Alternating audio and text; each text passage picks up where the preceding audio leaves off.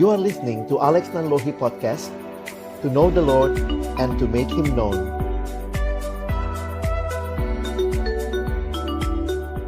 Datang dalam sukacita karena Tuhan melayakkan kami hadir bersama-sama di dalam rumah Tuhan di tempat ini. Sebentar kami akan membuka firman-Mu ya Tuhan. Kami mohon ketika kami membuka firman-Mu, bukalah juga hati kami. Jadikanlah hati kami seperti tanah yang baik, supaya ketika benih firman-Mu ditaburkan, itu boleh sungguh-sungguh berakar, bertumbuh, dan juga berbuah nyata di dalam kehidupan kami. Berkatilah hamba-Mu yang menyampaikan firman, semua kami yang mendengar. Tuhan tolong, agar kami pada akhirnya bukan hanya jadi pendengar firman yang setia, tapi mampukan dengan kuasa pertolongan dari Roh-Mu yang kudus, kami dimampukan menjadi pelaku-pelaku firman-Mu di dalam hidup kami, di dalam keseharian kami. Bersabdalah ya Tuhan, kami umat-Mu sedia mendengarnya. Di dalam nama Yesus Kristus, Sang Firman yang hidup, kami menyerahkan pemberitaan firman-Mu. Amin. Jemaat yang dikasihi Tuhan, pembacaan Alkitab pagi hari ini diambil dari Matius 18 ayat yang ke-21 hingga ayatnya yang ke-35. Mari bersama-sama kita akan membaca bagian ini secara berbalasan. Saya akan mulai membaca ayat yang ke-21. Mohon Bapak Ibu Saudara sekalian membaca ayat yang ke-22. Kita bergantian hingga ayatnya yang ke-35.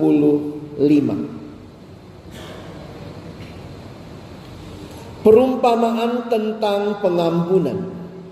Kemudian datanglah Petrus dan berkata kepada Yesus, Tuhan, sampai berapa kali aku harus mengampuni saudaraku jika ia berbuat salah terhadap aku? Sampai 7 kali?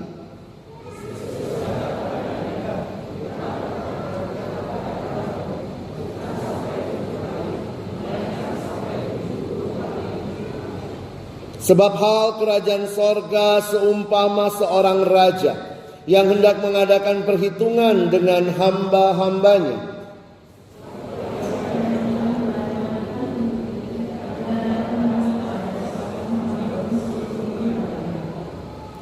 Tetapi karena orang itu tidak mampu melunaskan hutangnya, raja itu memerintahkan supaya ia dijual beserta anak istrinya dan segala miliknya untuk pembayar hutangnya.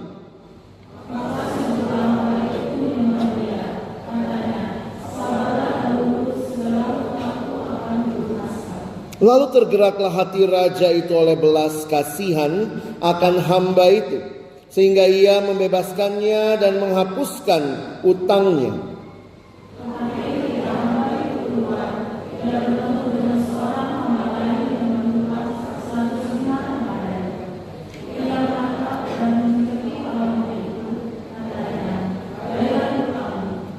Maka sujudlah kawannya itu dan memohon kepadanya, sabarlah dahulu, hutangku itu akan kulunaskan.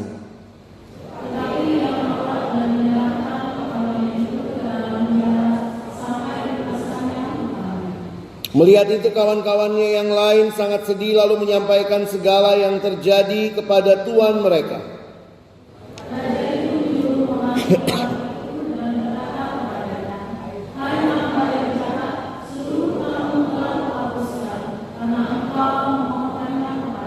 Bukankah engkau pun harus mengasihani kawanmu seperti aku telah mengasihani engkau?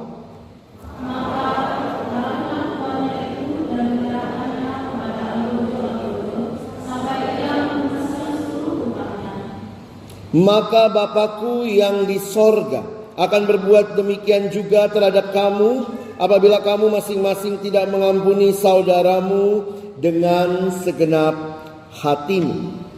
Sedemikian jauh pembacaan firman Tuhan. Berbahagialah kita yang bukan hanya membacanya, tapi juga merenungkannya dan melakukannya di dalam kehidupan kita.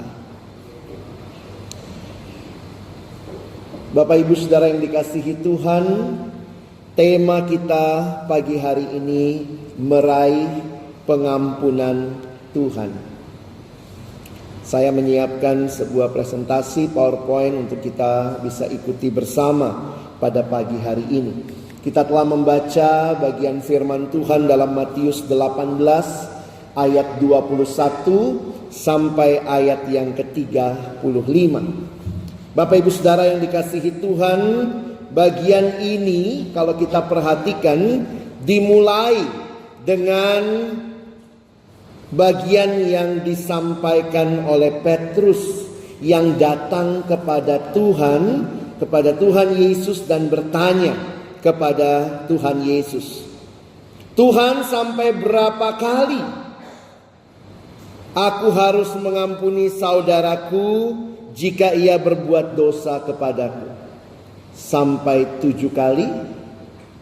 Saudara yang dikasihi Tuhan, mengapa kira-kira Petrus bertanya hal seperti ini?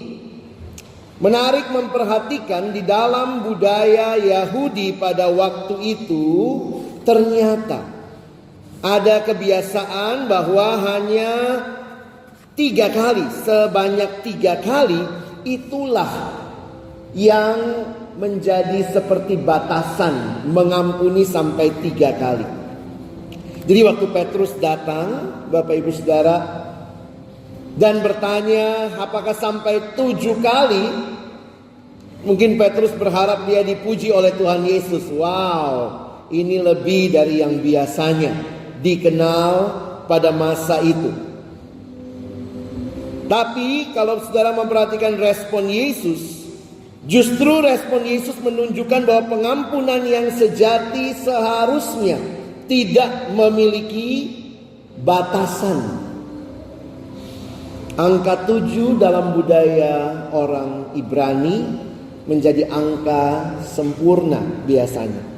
Sehingga waktu berkata 70 kali 7, bukan sekadar kita hitung menjadi 490 kali saudara, tetapi menjadi sebuah penegasan.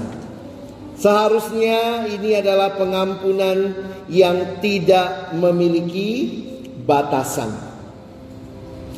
Jawaban Yesus yang kita sudah lihat tadi, ya, bukan berarti ada batasan tertentu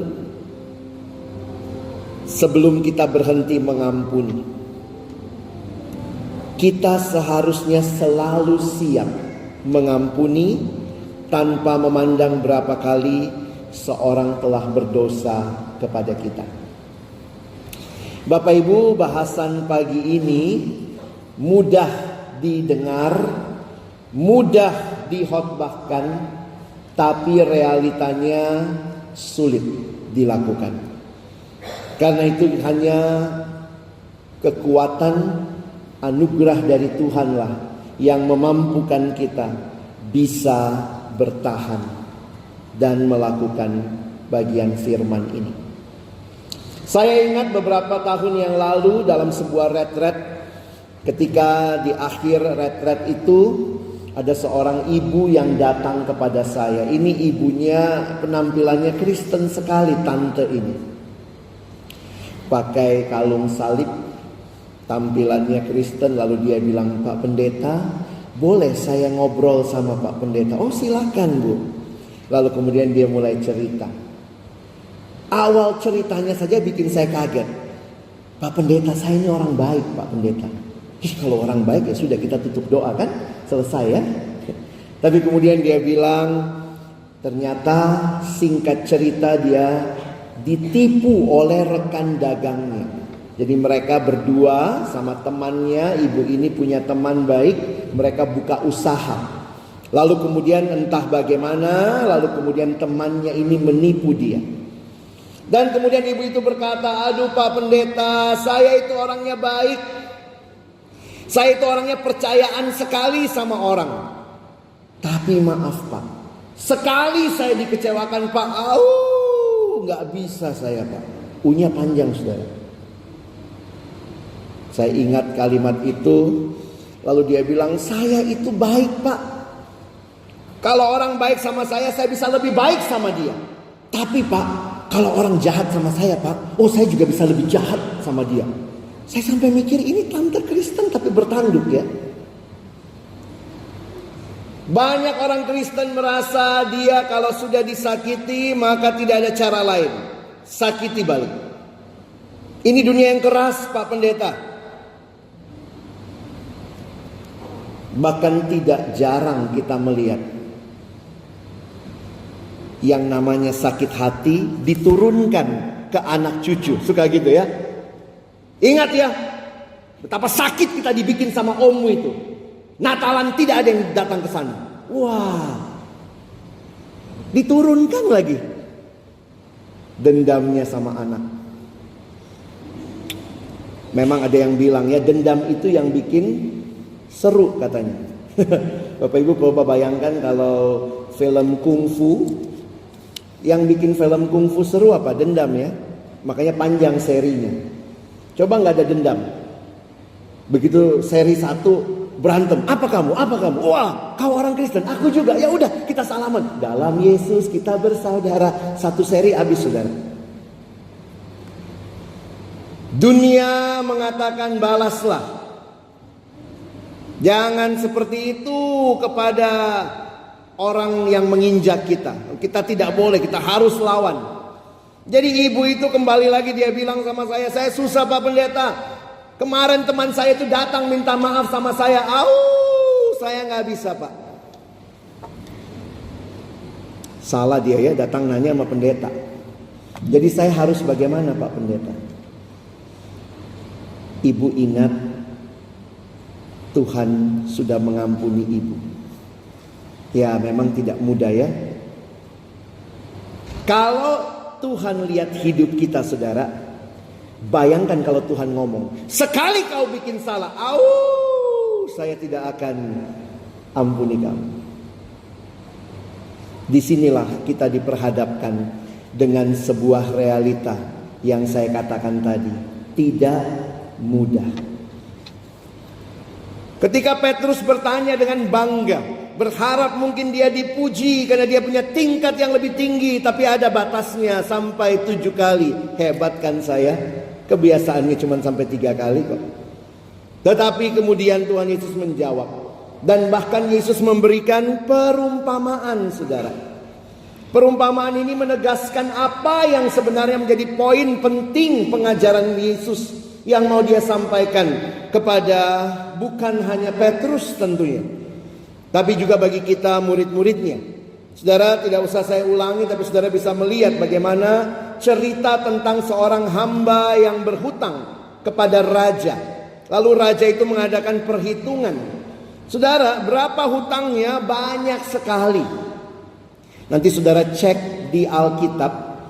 Sekarang mungkin udah jarang yang bawa Alkitab cetak ya. Kalau ada Alkitab cetak, lihat di kamus ada yang namanya talenta. Talenta itu saya baca di sini, talenta dalam Perjanjian Baru ukuran jumlah uang yang sangat besar nilainya. Itu 6.000 dinar. Ini hitung-hitungan matematika. 1 dinar upah pekerja 1 hari. Kalau orang zaman itu kerja 1 hari dapat 1 dinar. Berarti 6.000 dinar itu berapa hari? 6.000 hari. Kalau 1 tahun 300 hari kita pukul rata. 1 talenta itu 6.000 dinar berarti upah kerja 20 tahun. Jangan pikir talenta itu murah. Talenta di dalam Alkitab bicara jumlah uang yang sangat besar. Sementara, coba kita lihat lagi tadi, berapa utang orang ini? Bukan 1 talenta saudara. 1 talenta itu uang hasil kerja 20 tahun. Orang ini Yesus ceritakan berhutang 10.000 talenta. Itu mah nggak sanggup bayar lagi, saudara. Nggak bisa bayar ulang, saking besarnya jumlah itu. Sehingga kalau saudara memperhatikan apa yang terjadi waktu dia memelas, dia minta, maka Tuhan itu berkata, oke, diampuni. Tapi waktu dia keluar, dia lihat temannya. Berapa utang temannya? Cuma 100 dinar. 100 dinar. Dia meminta temannya bayar hutang. Temannya tidak sanggup, dia penjarakan temannya itu. Nah, teman yang lain, ini hamba-hamba yang lihat temannya, lapor sama raja. Ini orang tidak tahu berterima kasih. Maka saudara perhatikan apa yang menjadi jawaban Yesus di akhir perumpamaan ini. Maka Bapakku yang di sorga akan berbuat demikian juga terhadap kamu, apabila kamu masing-masing tidak mengampuni saudaramu dengan segenap hatimu. Pengampunan menjadi bagian yang Yesus ajarkan kepada murid-muridnya. Dan apa yang kita pelajari sebenarnya sederhana. Orang yang mengampuni adalah orang yang terlebih dahulu telah menerima pengampunan. Forgiven people forgive. Karena kita telah diampuni, maka kita pun dimampukan mengampuni sesama. Inilah kekuatan pengampunan. Saudara, realitanya apa sebenarnya? Manusia adalah makhluk yang diciptakan Allah dalam relasi yang indah satu sama lain. Tetapi realita ini dirusak oleh dosa, sehingga dosa menjadikan manusia yang diciptakan indah dalam relasi menjadi manusia yang mengalami relasi yang rusak satu sama lain. Bukankah indah sekali waktu Allah ciptakan keluarga, tetapi di dalam dosa keluarga jadi seperti ini, saudara. Ayah menyalahkan ibu, ibu menyalahkan ayah, orang tua menyalahkan anak, anak menyalahkan orang tua. Sehingga tidak heran banyak relasi-relasi yang rusak di dalam dosa. Relasi pertengkaran dalam keluarga. Gak usah jauh-jauh, saudara ya, yang dekat dengan kita, yang sehingga menyebabkan banyak di dalam keluarga itu anak menjadi korban. Relasi-relasi yang hancur satu sama lain. Belum lagi di dalam keluarga yang terjadi KDRT, maka tidak sedikit yang menyisakan pilu yang dalam. Kenapa saya bicara keluarga? Karena biasanya konflik, pergumulan, pengampunan mungkin yang pertama dan terutama saudara harus berikan kepada keluarga kita sendiri. Saya ingat dosen psikologi saya pernah ngomong, yang mungkin menyakiti kita itu siapa? Orang yang jauh apa yang dekat? Justru karena dekat. Coba saya tanya, ada nggak Bapak Ibu yang minggu lalu disakiti oleh Joe Biden, Presiden Amerika Serikat? Ada? Oh, no, he is too far away. Kejauhan dia. Yang nyakitin kita siapa? Suami, istri, anak, orang tua, menantu, mertua. Wah. Makanya ada yang bilang, siapa perempuan paling bahagia di dunia? Hawa, nggak punya mertua. Oh, saudara yang dikasihi Tuhan, jangan jauh-jauh dulu lihat ya. Waktu bicara aplikasi firman pagi ini, mari lihat keluarga kita. Jangan-jangan di dalam keluarga banyak relasi-relasi yang sangat menyakitkan. Tapi juga selanjutnya kalau saudara lihat ya, kita ada di dalam dunia, ada persahabatan. Persahabatan yang indah tapi juga bisa jadi persahabatan yang tidak indah. Ketika gosip terjadi, satu sama lain saling berantem. Belum lagi kalau di anak muda sekarang banyak bullying terjadi, menyisakan begitu pahit dan menyedihkan hati bagi banyak anak muda. Makanya waktu bicara pengampunan, saudara, mengampuni merupakan salah satu kualitas Kristen yang paling penting.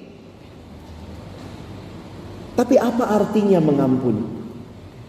Saudara, kita lihat dulu artinya sebentar ya. Ingat kisah yang Yesus cerita tadi?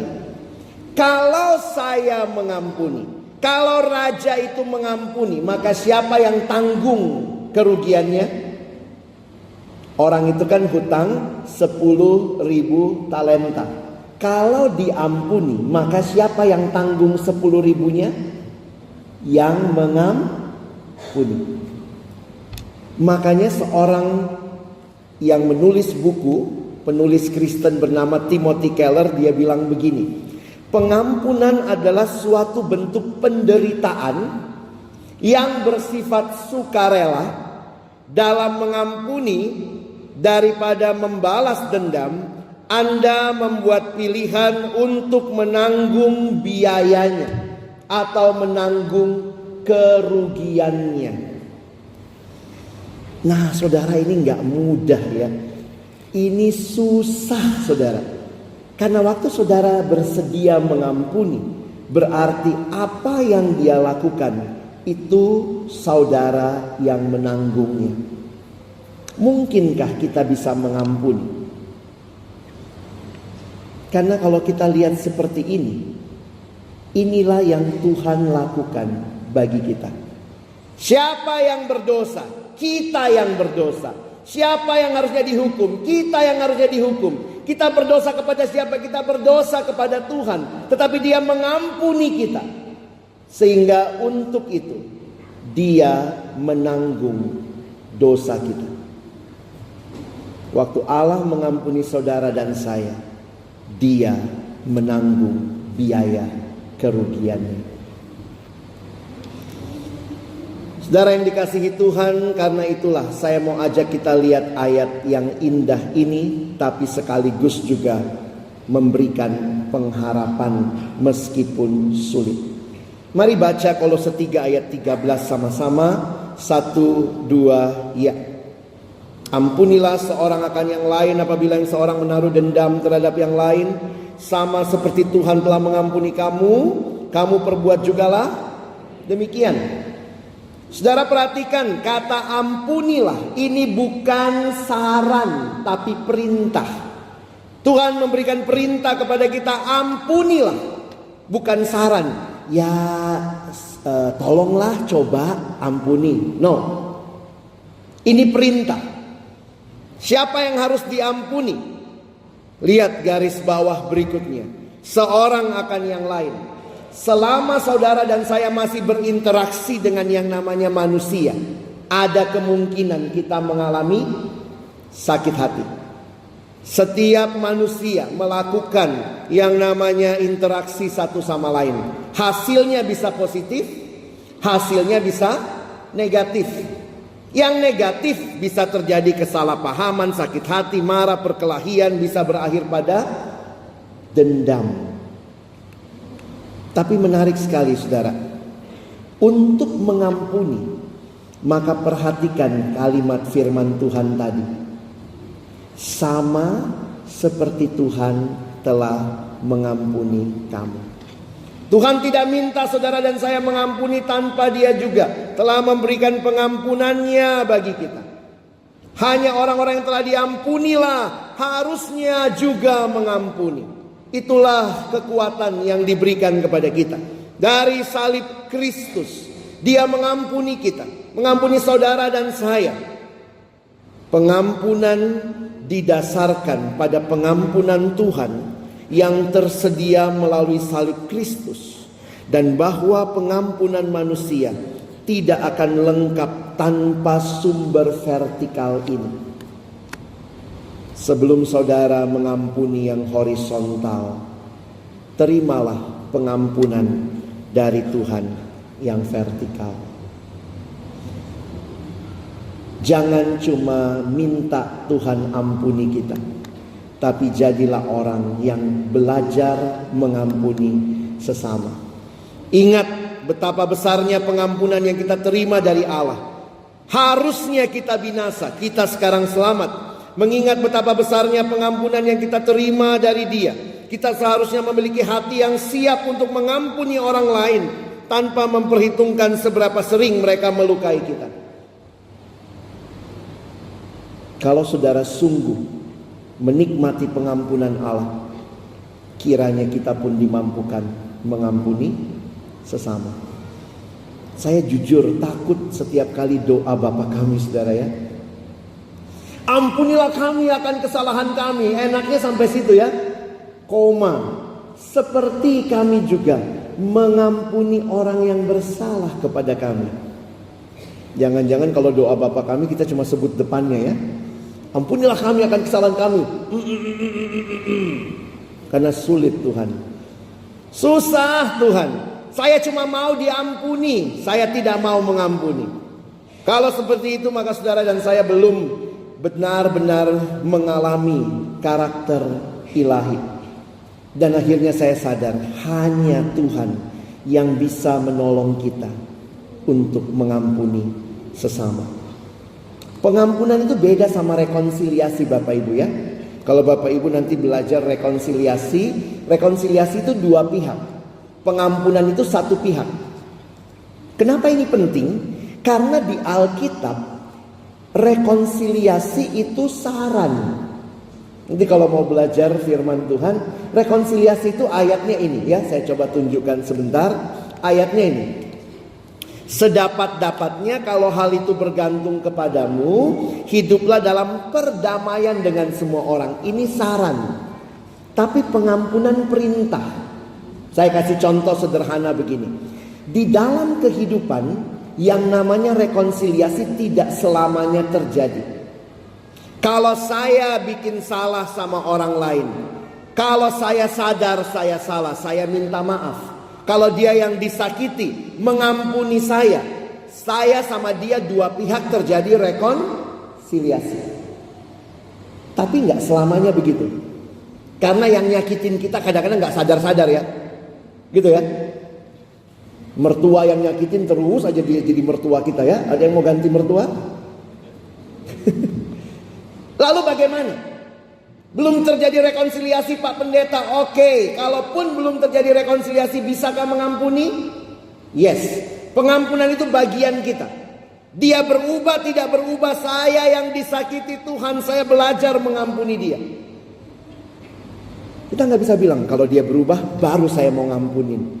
Berarti saudara belum mengerti pengampunan. Berkali-kali saudara dan saya bikin salah, Tuhan ampuni. Dan itu menunjukkan waktu kita sadar Tuhan ampuni, terjadi rekonsiliasi.